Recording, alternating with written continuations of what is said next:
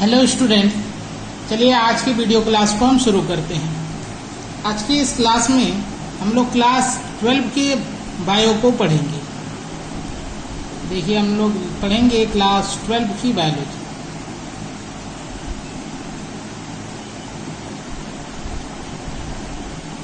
Students, आप जानते हैं कि इस समय हम लोग क्लास 12 के बायो के लेसन 1 को पढ़ रहे हैं, जिसका नाम है जीवों में जनन।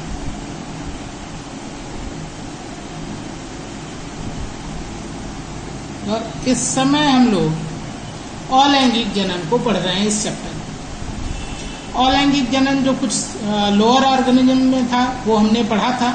आज हम लोग पढ़ेंगे पादपों में अलैंगिक जनन। पादपों में अलैंगिक जनन।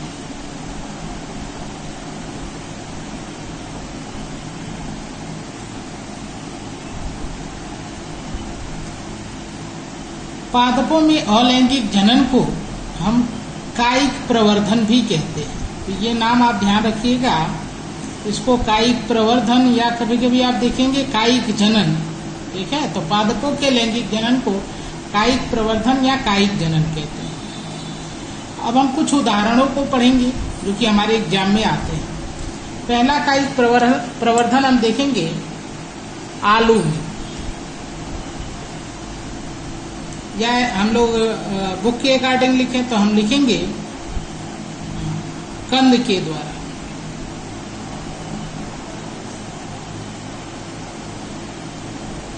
कंद द्वारा कायिक प्रवर्धन।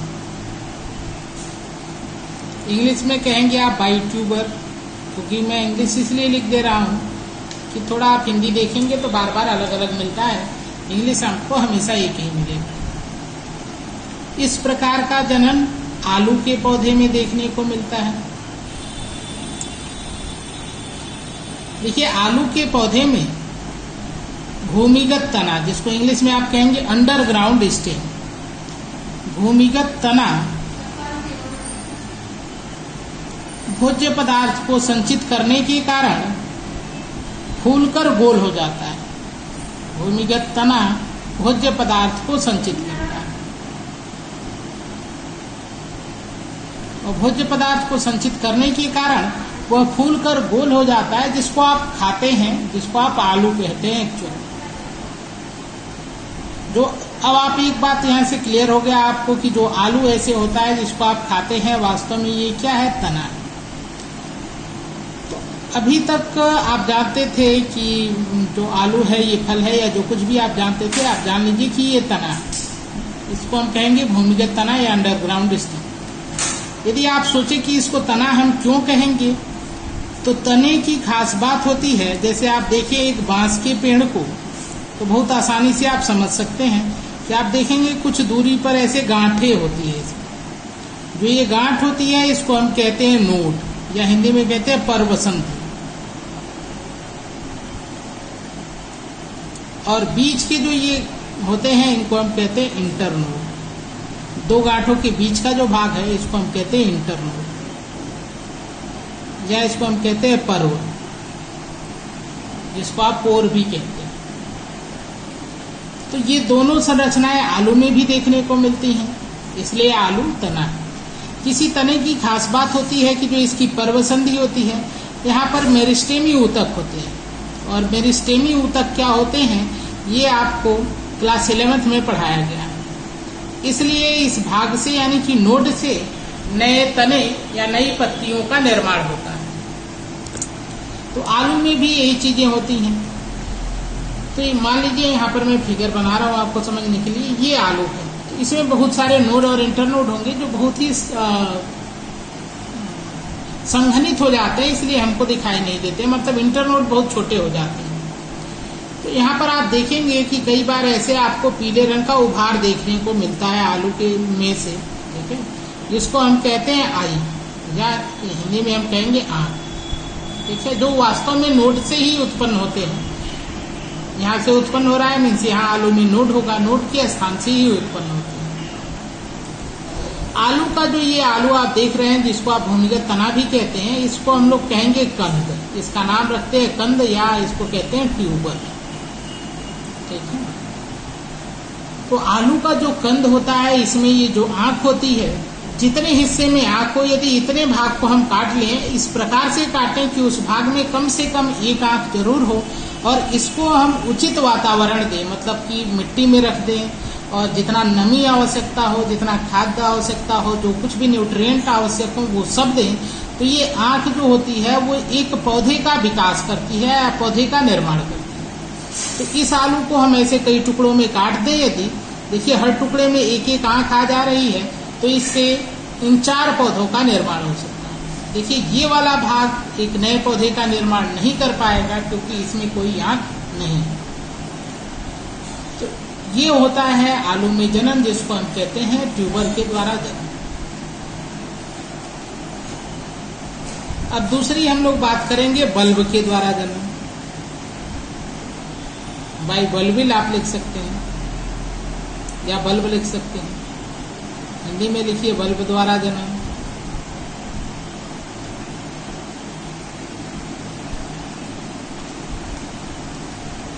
बल्ब द्वारा जनन ओनियन यानी प्याज में देखने को मिलता है। आप प्याज की संरचना देखे होंगे, प्याज के पौधे की बात नहीं कर रहे हैं, जो आप प्याज खाते हैं, आप उसमें देखते हैं कि बीच में ऐसे भाग होता है, ऐसे नीचे एक गांठ होती है, और इसमें बहुत सारी पत्तियां ऐसे चिपकी रहती हैं। इस तरह से प्याज होता है। ये जो गांठ है, ठीक है, ये एक हाईली कंडेंस नोड है। ठीक है, आप देखते हैं इसके नीचे से बहुत सारे ऐसे रेसे निकले होते हैं, वास्तव में यही प्याज की जड़ है। और ये जो पतली पतली इस पे पत्तियों के जैसी होती है, वास्तव में ये है पत्तियां।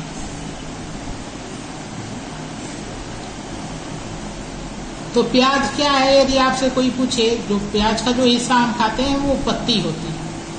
ये पत्तियां थोड़ी मोटी हो जाती हैं, क्योंकि इसमें भोज्य पदार्थ संचित होता है। अब भोज्य पदार्थ संचित होने के कारण ये पत्तियां जो हैं वो ऐसी हो गई हैं। ये जो बनावट, ये जो संरचना बन के आपके सामने आ रही है, इसको हम कहते हैं बल्ब। आप जानते हैं कि बल्ब में भी जनन की क्षमता होती है। इसका ये जो नोड है, इसमें मैंने अभी आपको बताया, नोड में मेरिस्टेमेटिक टिश्यू होते हैं, तो यहाँ से इसका विकास हो सकता है। इस नोड से एक नए पौधे का निर्माण हो सकता है। तो ऐसे नया पौधा इसके बीच से ऐसे बाहर निकलता है, और यदि हम इसको लगा दें तो इससे एक नए पौधे का निर्माण हो जाएगा। तो इसको हम कहते हैं रिप्रोडक्शन बाय बल्ब। इसको आपको अपने लैंग्वेज में लिख लेना है।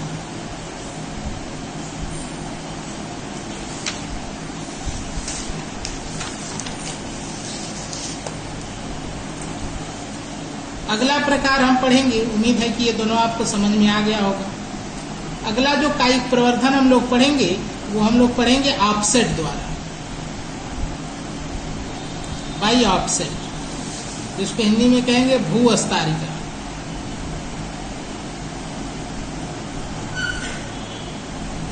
भू-अस्तारिका द्वारा।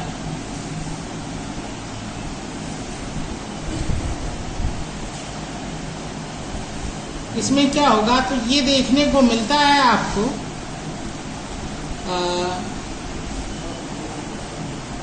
एक पौधे में, जो जली पौधा है, जिसको आप,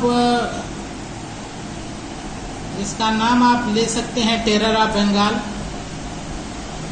ठीक है, इसका आप साइंटिफिक नेम देख लीजिएगा, आपके बुक में दिया गया है। ठीक है, जिसको हिंदी गांव में आप कहते हैं जरकुंठी।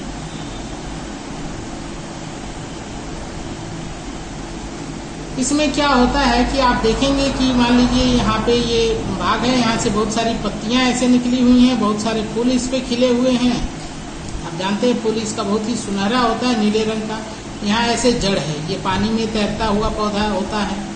ठीक है, तो यहाँ से ये जो नोड है, ये इसका नोड है, यहाँ से ऐसे कुछ क्षैतिज शाखाएं निकलती हैं, और इस शाखा पर भी बहुत सारे, ये वास्तव में ये तना ही है जो क्षैतिज वृद्धि कर रहा है। इस तने पर बहुत सारे नोड और इंटरनोड होते हैं। इस नोड में आप जानते हैं कि नोड में मेरिस्टेमेटिक टिश्यू होते हैं, तो यहाँ पर भी क्षमता होती है कि नई पत्तियों का विकास हो जाए और नीचे नई जड़ का विकास हो जाए। ये जो तना है जो क्षैतिज वृद्धि कर रहा है पानी में, इसी को हम कहते हैं ऑफसेट। यदि यहाँ पर हम आपसे थोड़ा सा यहाँ पे विकास हो गया, छोटी छोटी पत्तियां बन गई, नीचे जड़ बन गया, उसके बाद यदि हम ऑफसेट को काट दें तो ये पौधा एक अलग हो जाएगा और ये एक अलग नया पौधा बन जाएगा। तो ऑफसेट भी एक संरचना है जिसके द्वारा पौधे अपना कायिक जनन करते हैं।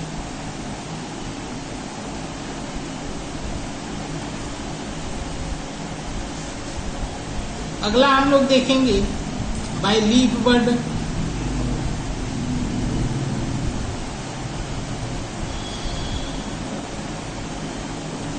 तो लीफ बड यानी कि आप कहेंगे हिंदी में इसको पत्ती कलिकाएं।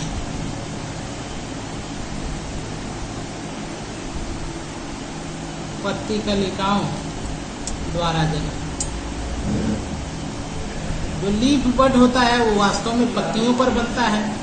इसका उदाहरण आपको देखने को मिलेगा ब्रायोफिलम। ब्रायोफिलम पौधे की खास बात ये होती है कि जो इसकी पत्ती होती है, ठीक है, मान लीजिए ये ब्रायोफिलम की पत्ती है, इसमें आप देखेंगे कि बहुत सारी रिप्स हैं ऐसे फैली हुई। इस रिप्स के कोने पर, ठीक है, रिप्स भी ब्रांच है, यहाँ पे मेरिस्टेमेटिक टिश्यू है, यहाँ पर कोने पर छोटी छोटी पत्तियां और छोटे छोटे जड़ वाली एक संरचना बनती है। मतलब आपको एक छोटे से पौधे के जैसी एक संरचना दिखेगी यहाँ पर, ठीक है। ये कहाँ पे दिखेंगी? रिप्स के किनारे पर। ये जो संरचना है इसको आप कहेंगे बड, और ये लीफ पर बन रहा है इसलिए इसको आप कहेंगे लीफ बड। यदि आप इसको कुछ देर तक के लिए छोड़ दें तो इसमें आप देखेंगे धीरे धीरे नीचे जड़ बन जाएगा, ऊपर पत्तियां बन जाएगी। जब ये बड परिपक्व हो जाए तो इसको यदि आप तोड़ के अलग से लगा दें तो ये अलग से पौधे का निर्माण करते हैं। तो हमने क्या किया, जब बड परिपक्व हो गया तो उसको हमने अलग से लगा दिया। आप देखेंगे छोटी छोटी जड़ हैं, ये छोटी पत्तियां हैं, इसको आप अलग से यदि लगा देते हैं, उचित वातावरण देते हैं तो ये फिर से ग्रो करके एक नया पौधा बना देंगे, नया ब्रायोफिलम बना देंगे। इसको हम कहते हैं लीफ बड के द्वारा जनन। अगला आपको पढ़ना है बाय राइजोम।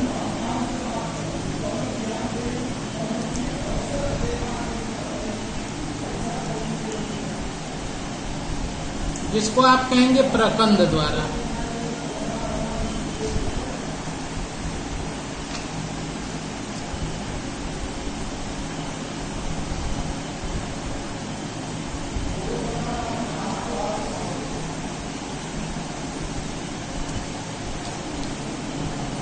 इसका उदाहरण आप देख सकते हैं अदरक में।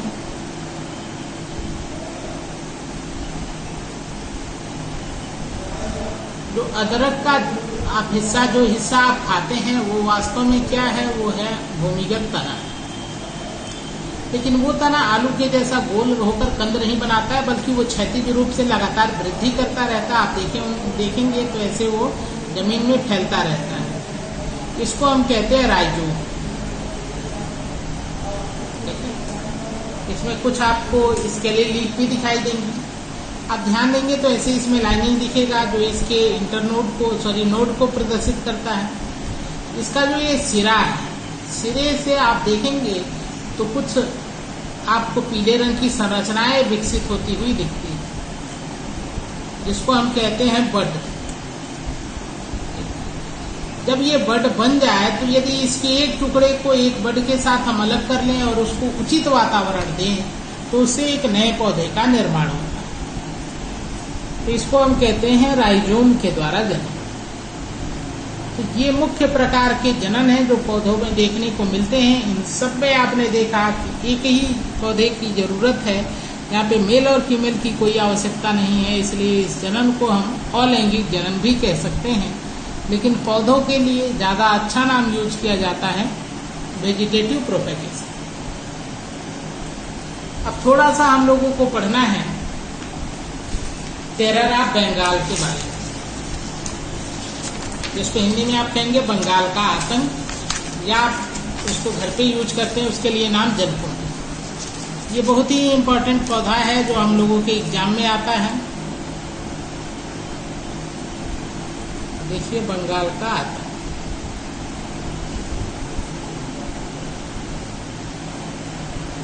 देखें तो बंगाल का आतंक कहा जाता है एक जलीय पौधे को।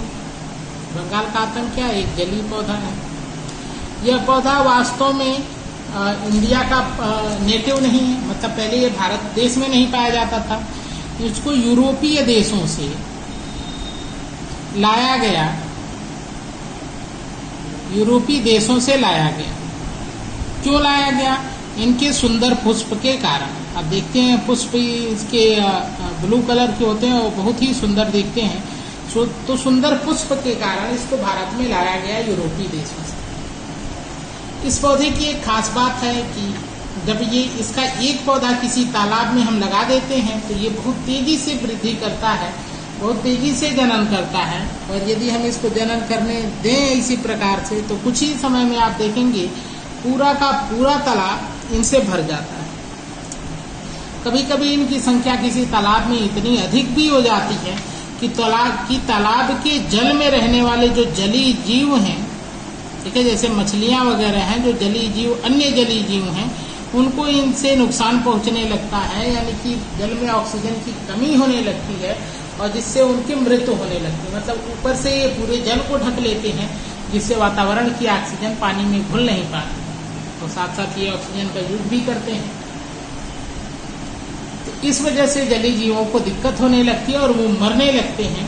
इसलिए इसका नाम एक साधारण नाम बना दिया, जिसको कहते हैं बंगाल का आतंक। इसके बारे में आपके बुक में एक पैराग्राफ दिया है, उसको आप अच्छे से पढ़ के अपने नोटबुक पे नोट कर लीजिए।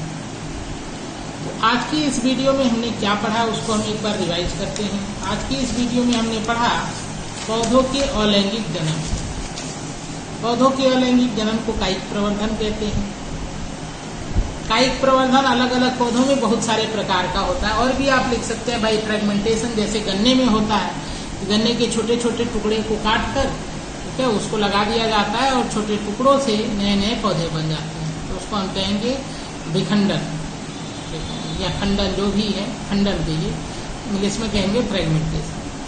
आप बुक को पढ़िएगा, जो कुछ भी अगर कुछ और भी प्रकार दिए गए हों जो आपको यहाँ पे नहीं बताया गया है तो आप कमेंट करिएगा, आपको बता दिया जाएगा। फिलहाल इसको एक बार हम लोग रिवाइज करते हैं। तो देखिए कंद द्वारा जनन में क्या होता है। तो सबसे पहले कंद क्या होता है? तो कंद भूमिगत तना होता है जो भोज्य पदार्थ को संचित करने के कारण खोलकर गोल हो जाता है और इसलिए इसका नाम कंद रख दिया। इसमें नोड और इंटरनोड होते हैं। इसकी खास बात होती है कि यदि हम इसको रख दें, इसको सही तापमान मिले और सही नमी मिले तो ये अंकुरित होने लगते हैं और इसमें ऐसी संरचनाएं विकसित होती हैं बड की जैसी, जिसको हम कहते हैं आंत, जिसमें नए पौधे के निर्माण की क्षमता होती है। यदि एक ट्यूबर को यानी कि एक कंद को हम ऐसे टुकड़ों में काटें कि प्रत्येक टुकड़े में कम से कम एक आंख हो, तो ऐसे प्रत्येक टुकड़ों से एक नए पौधे का निर्माण हो सकता है। इस प्रक्रिया को हम कहते हैं कंद द्वारा जनन। बल्ब में क्या होता है? तो बल्ब में ये स्टेम होता है, ठीक है, जो हाईली कंडेंस होता है। नीचे यहाँ पे जड़ है और ऊपर ये सब पत्तियां हैं। ये भी अंडरग्राउंड स्टेम है जो प्याज में देखने को मिलता है। ये स्टेम है, इसमें मेरिस्टेमेटिक टिश्यू होते हैं, तो इनमें वृद्धि की क्षमता होती है। यहाँ से वृद्धि करके धीरे धीरे आप देखेंगे इधर से एक नया पौधा निकलता हुआ दिखाई देगा, और यदि इसको हम सही वातावरण दे, सही तापमान दे, तो ये पौधा फिर से एक नए परिपक्व पौधे में परिवर्तित हो जाएगा। अगला हमने पढ़ा भूअस्तारिका। तो भूअस्तारिका में क्या होगा कि कुछ क्षैतिज तने होते हैं, ठीक है, जो कि अपने नोड पर ऊपर की तरफ पत्तियां और नीचे की तरफ जड़ का निर्माण करते हैं। बाद में यदि भूअस्तारिका विखंडित हो जाती है तो दोनों पौधे अपना अलग अलग जीवन जीते हैं और इस प्रकार से दो पौधों का निर्माण हो जाता है।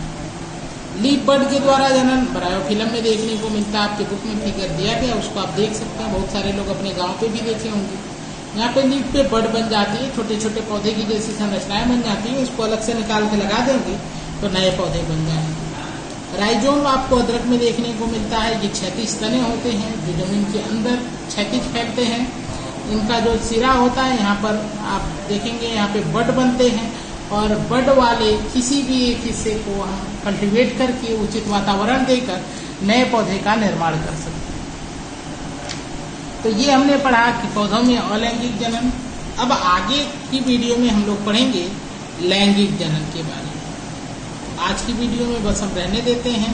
आपका काम क्या है कि आपका होमवर्क ये है कि आप इन सबको अपनी बुक से पढ़ लें और बुक से पढ़ के इसका नोट्स बना लें। तो उम्मीद है आज की वीडियो आपको पसंद आएगी। ठीक है, वीडियो में यदि कोई कंफ्यूजन हो, कुछ पॉइंट यदि छूट गया हो, रह गया हो, जो आपको नहीं बताया गया है, आपकी बुक में दिया गया है, तो आप उसको कमेंट करिएगा। ठीक है, आपको फिर से वो बता दिया जाएगा। धन्यवाद।